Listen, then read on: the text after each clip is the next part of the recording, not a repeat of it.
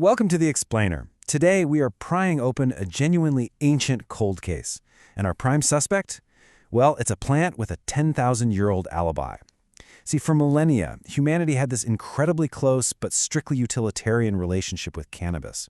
Especially over in East Asia, it masqueraded as this completely innocent industrial textile.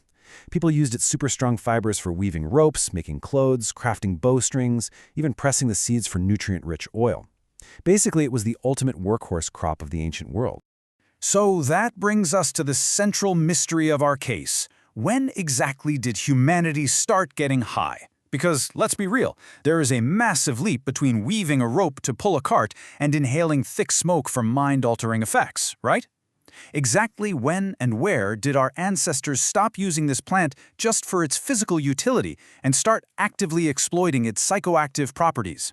It's kind of the ultimate missing link in our historical record, a cold case that has baffled experts for generations. And this gap in the timeline is pretty staggering. You've got your ancient industrial hemp down in the valleys, which had practically zero THC. And THC, of course, is the specific compound that actually gives you a high.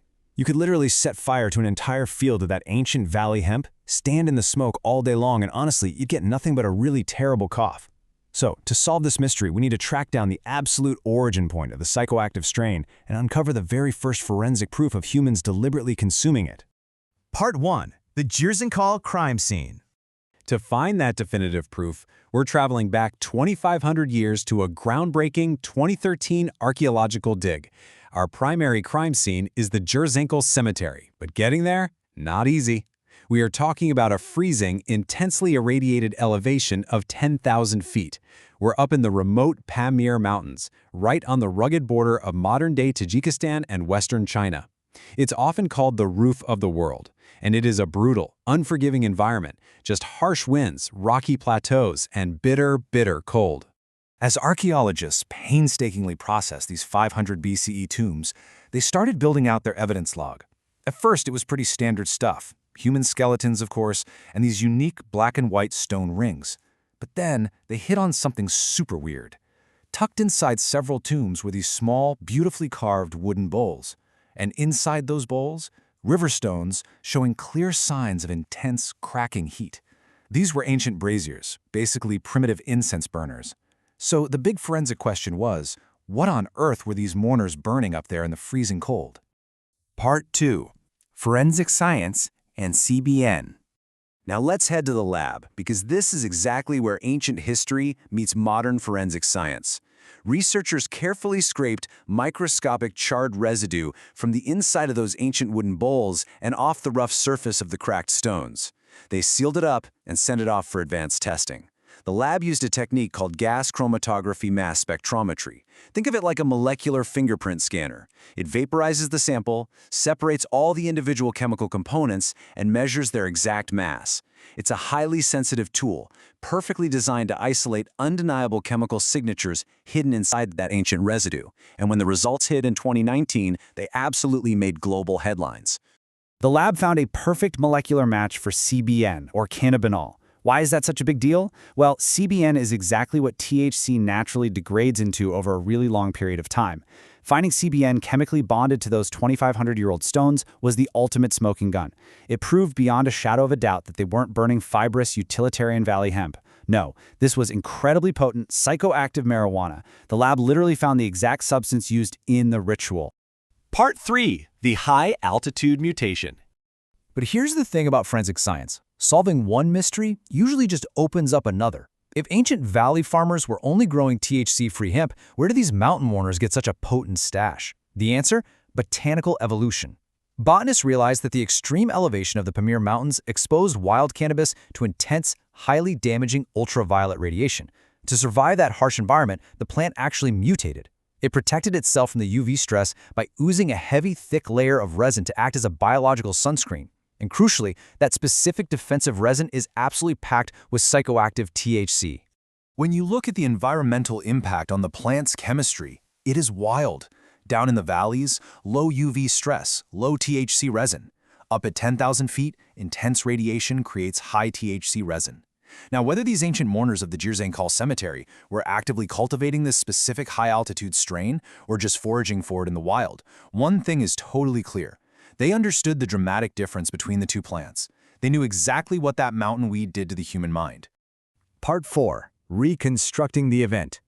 Let's actually reconstruct the event itself so we can understand exactly how they consumed it. Because remember, they aren't rolling this up in paper or packing a modern glass pipe. Based on the archaeological evidence, we can map out the precise steps of this ancient funeral ritual. First, they'd set up a small, enclosed woolen tent to block out that bitter mountain wind. Second, they'd drop red-hot river stones right into those carved wooden braziers. Third, they tossed the psychoactive mountain cannabis directly onto the searing rocks. And finally, trapped inside that tiny, dark space, they inhaled the concentrated, billowing smoke. By engineering this enclosed environment to trap the vapors, these mourners literally created the earliest verified funeral hotbox in human history. Part 5. The eyewitness account. So the modern archaeological world was absolutely stunned by this forensic reconstruction. But honestly, they shouldn't have been, because we actually had an ancient eyewitness account of this exact practice sitting in the historical record the whole time. Experts had just dismissed it as a wild rumor. Around 440 BCE, which by the way is the exact same era as those mountain burials, the famous ancient Greek historian Herodotus was traveling the world. He was essentially acting as an ancient investigative journalist, and he meticulously documented the post-funeral rituals of the Scythians, a massive nomadic warrior culture roaming the Eurasian steppe. In his writings, Herodotus detailed how the Scythians would set up woolen felt tents, heat up stones, and throw hemp flowers right onto them. He explicitly wrote, "It immediately smokes and gives out such a vapor as no Grecian vapor bath can exceed. The Scyths, delighted, shout for joy." For centuries, historians read that and thought, oh, he's just exaggerating or making up tall tales about these wild nomads. But the modern chemical residue in the Jirzankal cemetery proved his 2,500-year-old testimony was entirely, factually accurate. The eyewitness account matched the forensic evidence perfectly. Part 6. Keys closed. Global spread. To officially close the case on this historical investigation, we've got to look at how this super localized mountain ritual sparked a massive global phenomenon. And geography is the key here.